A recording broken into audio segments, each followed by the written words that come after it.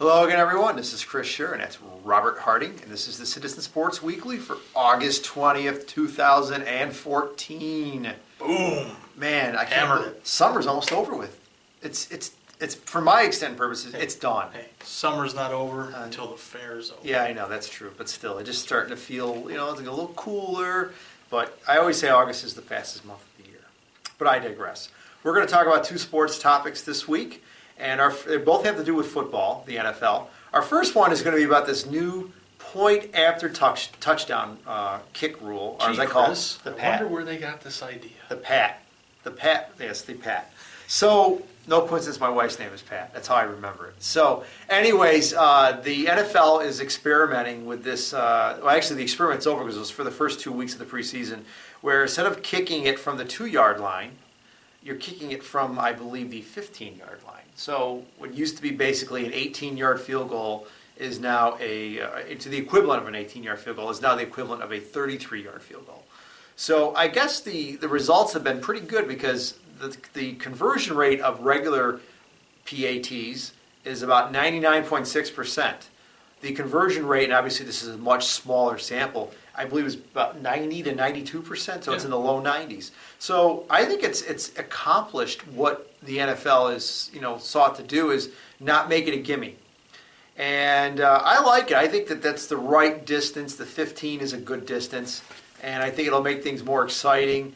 I think that for some teams, it's going to be tough because you figure a team like a Buffalo, Pittsburgh, New York, the northeastern teams, the teams that deal with bad weather, Green Bay, Denver, bad weather, Seattle with the rain, that late in the season when the weather's not that good, that extra point may not be that easy. And what if a team loses a game by a point on an extra point and they miss the playoffs by one game? Oh, Now, wouldn't that be interesting? get a better And kicker. if you play, but it's not always necessarily the kicker's fault. And what if it's blocked?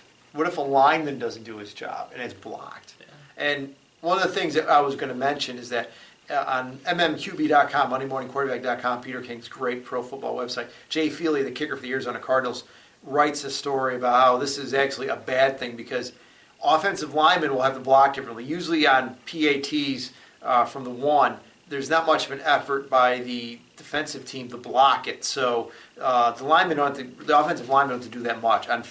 From the 30, if you're kicking from the 33, it's more like a field goal, so there's more of a chance to block it, and it could lead to more injuries for offensive linemen. I understand where he's coming from, but I still think this is the right way to go. I think I think it will be implemented next year. I think that's my prediction. This will be the last year for the extra point from the 2-yard line, and we will see it at the 15 next year permanently. Robert, what are your thoughts about all this? I agree with you. And just one point about Jay Feely's thing. Yeah. Did you read it? I did read Okay. it. I always love when people, when talking about football, say, oh, if we do X, there's a risk of more injury. Right. Are you kidding me? Mm-hmm. It's football. Yeah. There's a risk for injury all the time. There's risk for injuries in practice. Players We're talking blow about out their practice. Players blow out their knees in practice. It's sad. You hate to see it happen, but it does happen.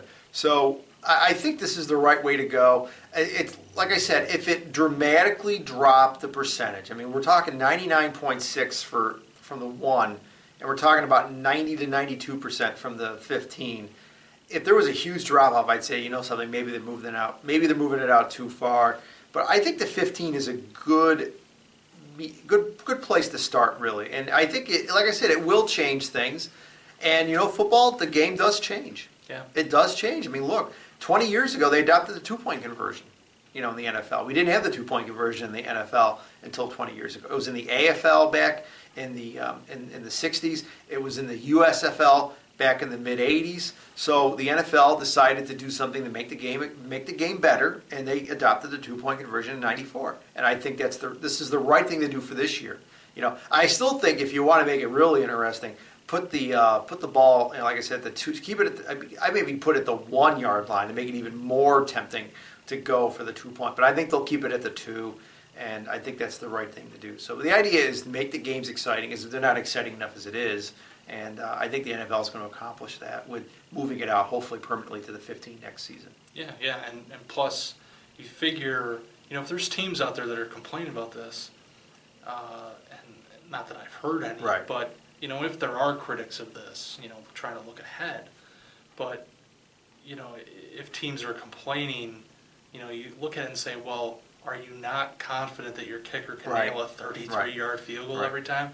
I mean, this is why, like you said, the 90 to 91%, somewhere in that range, the success rate, it doesn't seem significant to most probably, but, when you're talking back when it was, the ball was placed at the 2, you're kicking roughly a 20-yard field goal, it was almost automatic.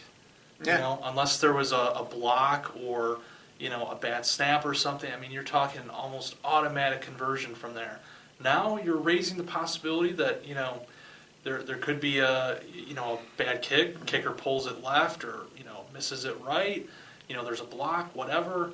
It takes the automatic part of it out of that, out of the point after touchdown, which is a good thing. Yeah. And I think it achieves what Roger Goodell and the rest of the NFL, leadership wanted to do, and that is, not make it so automatic and try and, challenge teams to, earn that extra point. And, it's so far so good, I think. Mm-hmm.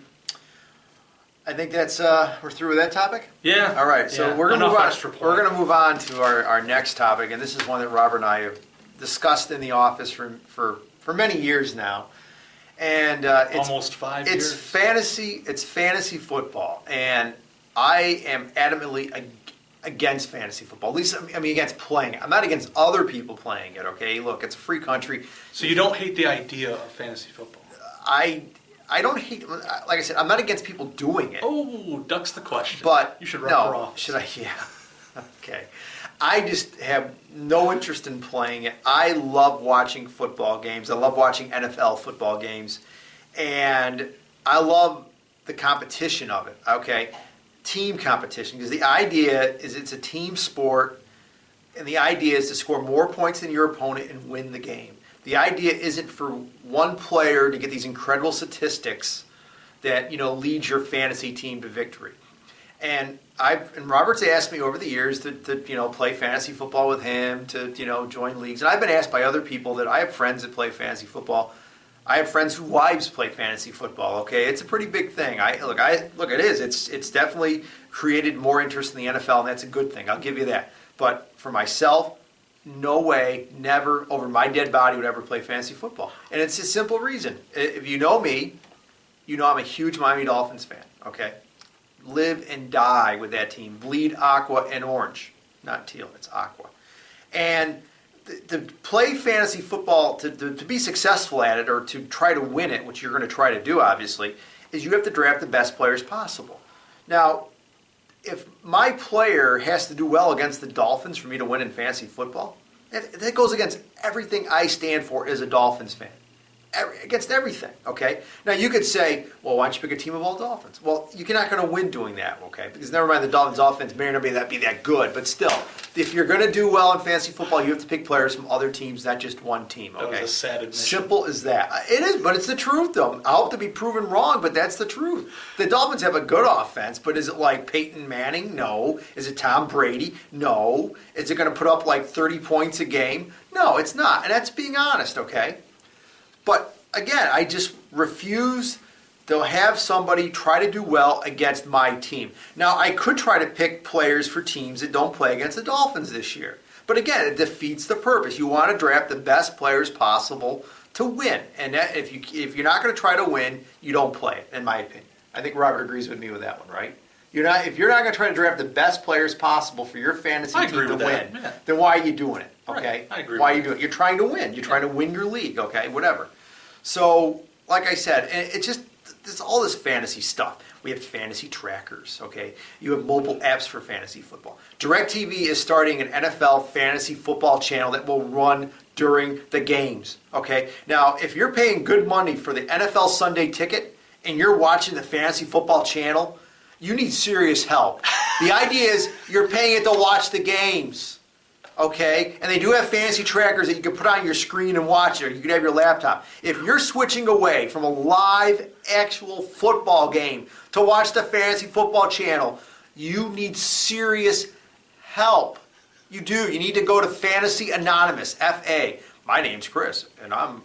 Come on, hi, Chris. Well, you wouldn't be seeing. Right, I wouldn't be that right. So it drives me crazy. It does, because I love live football. I love watching teams play, teams do well. My team doing well, the Dolphins. Okay, I mean it's ludicrous. I mean the idea I would draft the Buffalo Bill like Sammy Watkins. He's going to be the hotshot rookie wide receiver. Okay, the idea that I would have to draft him for my team to do well, a root for a Buffalo Bill to do well.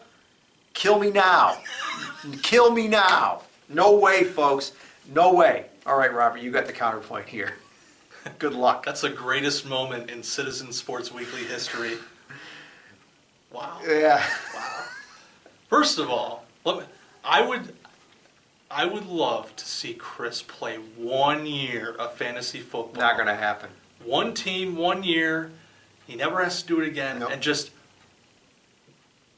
come back and write about it and share his experience and what he thinks of fantasy football being on the other side for 16, 17 weeks. Nope. Not going to happen. I would love to see it happen just one time.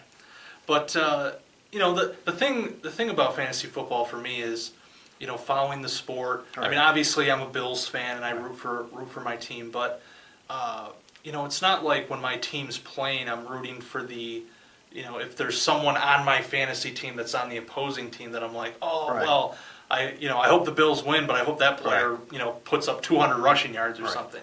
Your team loyalty comes first, but there's right.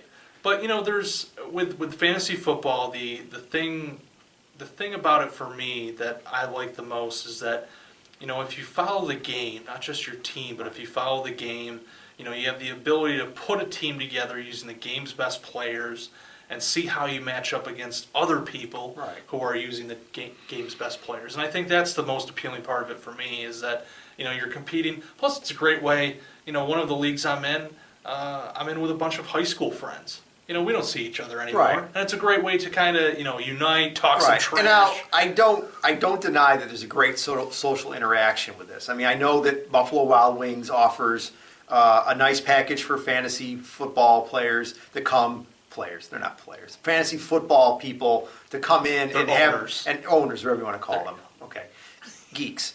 So they can come in and have their draft, okay? And that's great. And again, the social camaraderie, I love that. Look, social camaraderie is good. It's great to get together with your friends, even if you're not physically with your friends, to have something in common, to have fun. That's great, okay? So you wouldn't own a fantasy football team if you had a chance to draft your team at Buffalo Wild Wings? Well, I'm never afraid to go to Buffalo Wild Wings. I love their wings. They got great food there. I don't deny that. But I'm not trying to plug them either, okay? But let me ask you one question, though. Let's say it's the last week. It's the fantasy football playoffs. The last week of the regular season is the Super Bowl, right? For fantasy football. Okay, so week 17, leagues, you do it like week 15 or 16 because then you don't have to worry about buys and stuff. Okay, so players sitting out. So the last week of the season, okay, and the Bills need to win to get to the playoffs for the first time in 15 years. And they're playing against the team. I don't know who they're playing against that week for real. You might, because you know their schedule better than I do. And they're playing against the team, and if their quarterback has a very good game, you win your fantasy league. You win. And I don't know what the prize is, whether it's just bragging rights, there's actually money involved, or who knows what.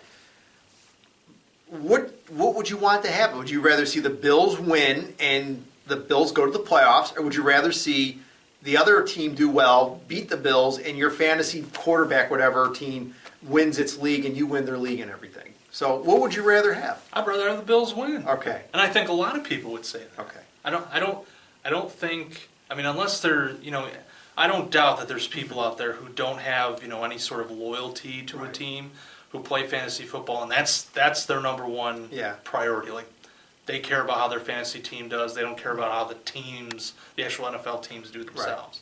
But on the other hand, there are people out there, like me, who play, who own multiple teams every year, and we root for a team first. But if our fantasy football team benefits, that's just extra credit, if you will. It's a nice little icing on the cake. But, I can remember a few years ago when the Bills beat the Patriots at home. I believe I had Tom Brady on one of my fantasy teams. Tom Brady, he threw a bunch of interceptions, but I think he threw 4 touchdowns in that game, had a 300-yard passing day. And so I got a lot of points from that. You get the best of both worlds. Best of both worlds, right. And that happens more often than not in fantasy sports. So, you can have it both ways sometimes. Obviously, it does break the other way. Sometimes, your team winning might affect how a player on your team does. It could be a wide receiver gets shut out or a quarterback has a bad day or whatever. But, I do see, what Chris's point is, but I tell you, I just love to see him do it one time. One time. See, here's the thing. I know they have 1-week fantasy leagues, and maybe, like, if I ever was to do it, but I'm not going to do it, but if I ever was to do it, it'd maybe be the Dolphins bye week. Wow. Maybe I would pick a 1-week fantasy league where you just, for 1 week and see how it does. But that's not going to happen because I'm on video here coming out against it, that I'd be a hypocrite. And you can say a lot of things about me, folks. I'm not a hypocrite. Will not go back. So, if that was the situation. I don't think you would be a hypocrite if you tried it one time and then wrote about it and said, okay, I'm never doing this again for realsies. I can't do it. Seriously, I can't do it. So, again, like I said, I respect your right to do it. I think it's great for football because it does create interest. I don't think I have a right to do it. Well, you know what I mean. It's America, darn it. It's a privilege. It's a privilege, yeah. So, it's, like I said, I know it's a big thing for the NFL has jumped on the fantasy bandwagon because they know it's another way to bring more people to the table, to have more people watching the games on TV. Why do you think they have the Red Zone channel? Yeah, I'll give you that. The part of it is fantasy. Just saying. But for me, the Red Zone, I love the Red Zone channel when the Dolphins aren't playing. If the Dolphins aren't playing, that's the Red Zone channel is what I'm watching. Unless there's another game that a great matchup that I want to see. Then I won't be watching the Red Zone channel if the Dolphins are playing. But for the most part, if the Dolphins aren't playing, I'm watching the Red Zone, man. Andrew Siciliano, DirecTV, excellent job. Love it, man. Great stuff. It's addicting. It's great because, it's like having the remote. You're flicking around from game to game, except you don't have to worry about it. So I think we need to wrap this up before we go over our allotted time. Hey, you're the one that went on an epic rant for I 6 did, didn't minutes. I? Yes. So that's it, folks. We appreciate you watching. Please, share the link if you can. We appreciate your support, and we will see you next week. Take care.